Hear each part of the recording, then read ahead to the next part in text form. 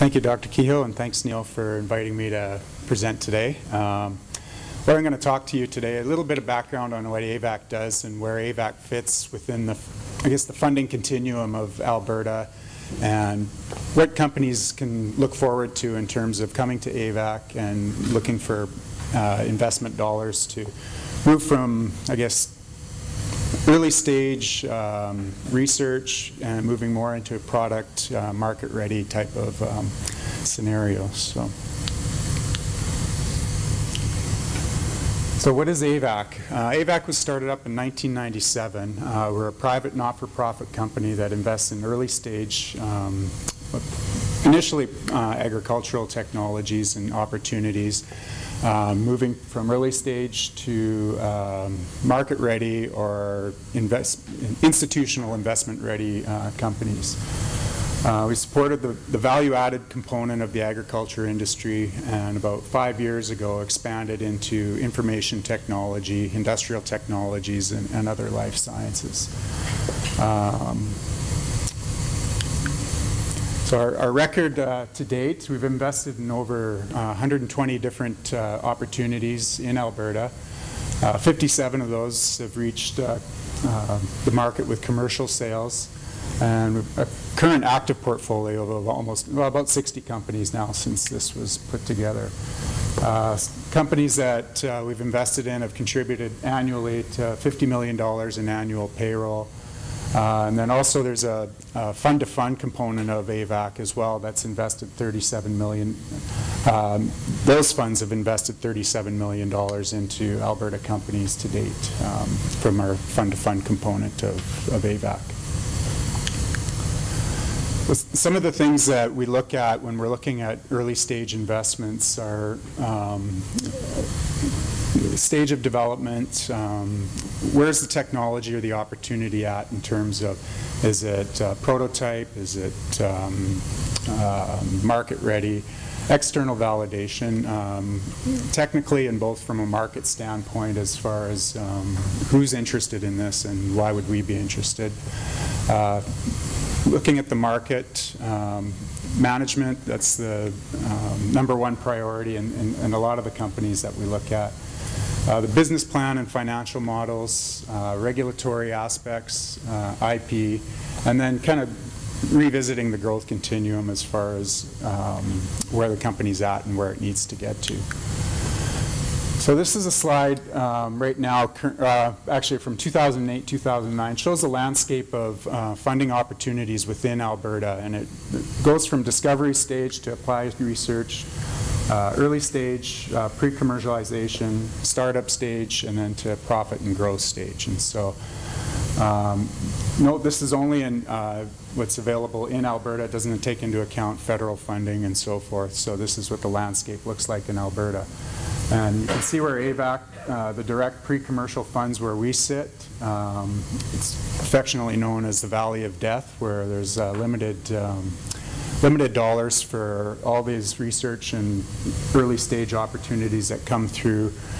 From the left, you get a lot of grants, early stage seed funding, some angel funding for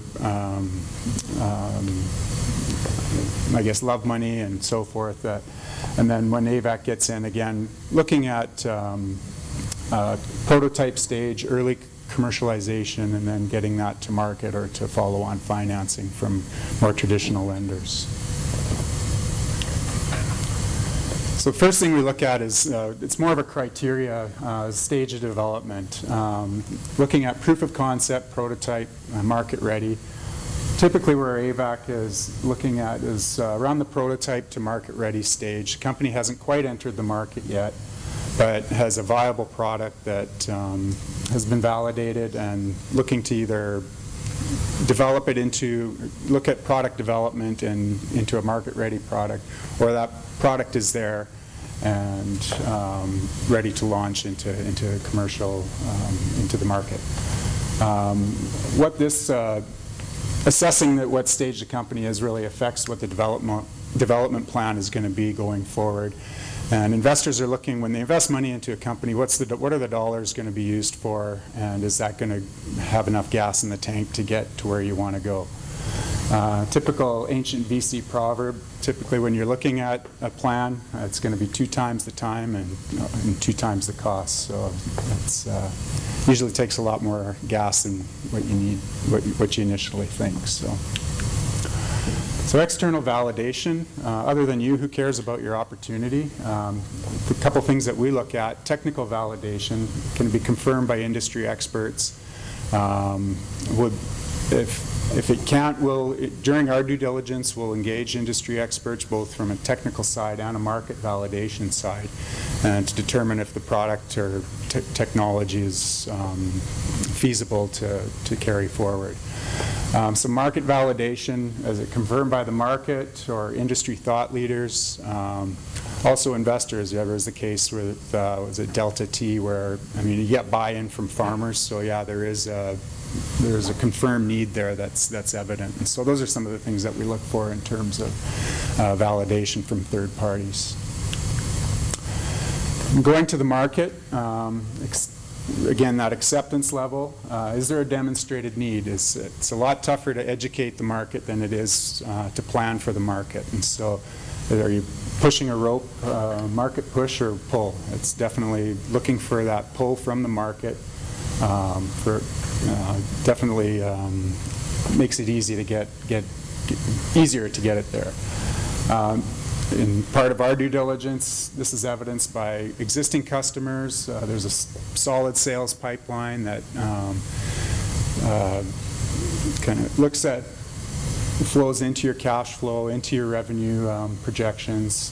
Depending on the stage of the company, those might just be POs, letters of intent, or general discussions with industry partners or potential customers. Just depends on, again, what stage of development the company's at. And so we'll look for hard evidence, not theoretical, yeah, we've talked to these guys, and yeah, they're interested, and so yada yada kind of stuff. So what are the market channels that are available for the opportunity? Are you direct sales? Are the distributors, licensing? That's going to determine what kind of dollars are going to need to be.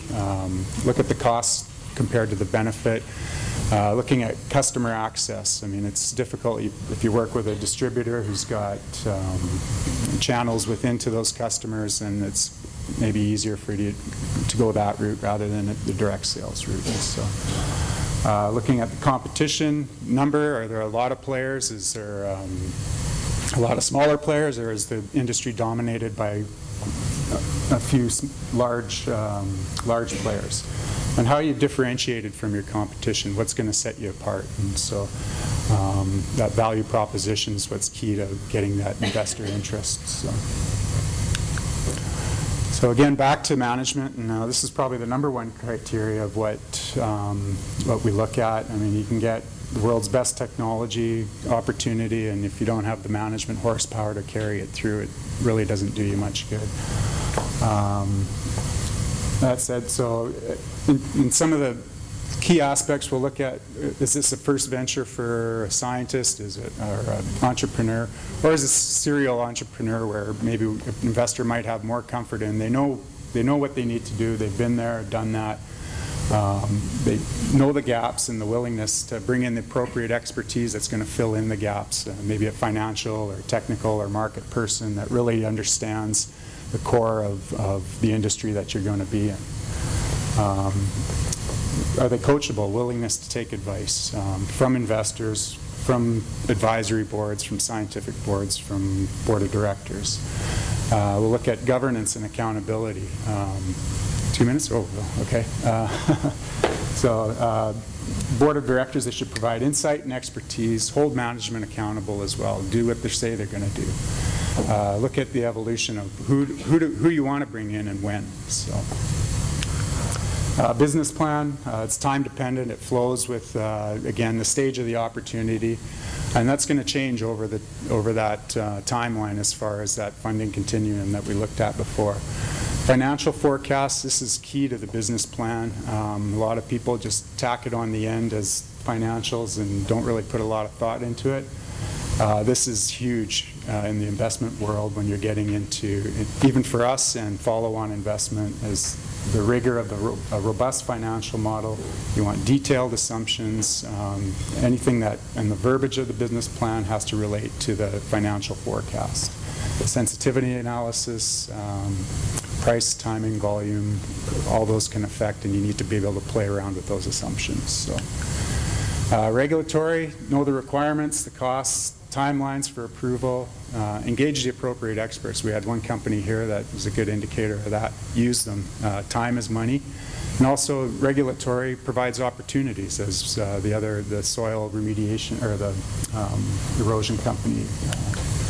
IP, it's not about protecting technology. Look at a strategy.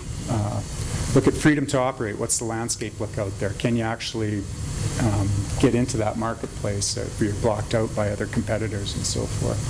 Do an IP assessment and strategy in place to maintain that market share. So looking at the continuum again, as we go along, it goes from technology. The further right you go, it's all about the company and the market and shifting that focus and mindset to get there. So sort of a little rushed at the end there, but any questions or comments? Thanks very much, Brian. Questions for Craig? Are they there? I have one. Okay. When you get in, do you require other BC to be in at the same time? We do, yes. So we'll match up to, I mean, any dollars that we put in will require that amount in private equity or private dollars to go in. So would you also take public money?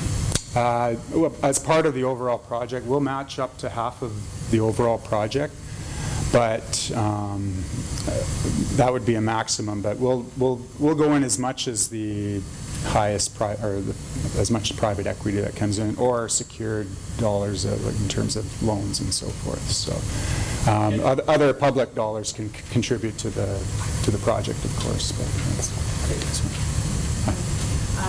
is there a minimum for the investment that you are making?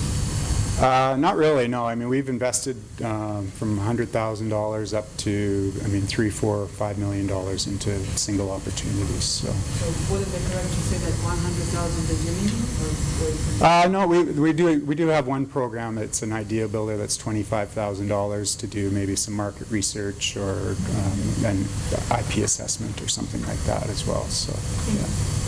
Question was about minimum. Oh, sorry about that. Yeah. Last one here. Is your investment focused in Canada or do you go overseas as well?